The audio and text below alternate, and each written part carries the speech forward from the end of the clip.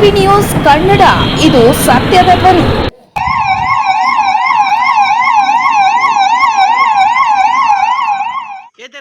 S M TV ನ್ಯೂಸ್ಗೆ ಸ್ವಾಗತ. ಬೆಳಗಾವಿ ಜಿಲ್ಲೆ ಚಿಕ್ಕೋಡಿ ತಾಲೂಕಿನ ಸದಲಗ ಪಟ್ಟಣದ ಸರ್ಕಾರಿ ಬಸ್ ಸ್ಟ್ಯಾಂಡ್ ಹತ್ತಿರ 4 ದಿನಗಳಿಂದ ಜಲಕುಂಭದ ಒಳಗೆ ಬೆಕ್ಕು ಸಿಲುಕಿಕೊಂಡು ಕಿರುಚಾಡ್ತಾ ಇತ್ತು.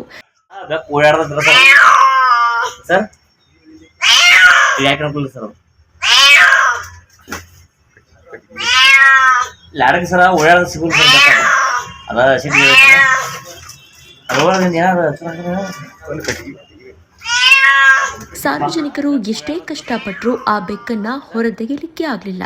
ಅದಕ್ಕೆ ನಮ್ಮ ವರದಿಗಾರರು ಜಗದೀಶ್ ಪಾಟೀಲ್ ರವರು ಅಗ್ನಿಶಾಮಕ ಅಧಿಕಾರಿಗಳಿಗೆ ಫೋನ್ ಮೂಲಕ ಸಂಪರ್ಕ ಮಾಡಿ ತೆಗೆಯಲು ಹೇಳಿದ್ದಾರೆ.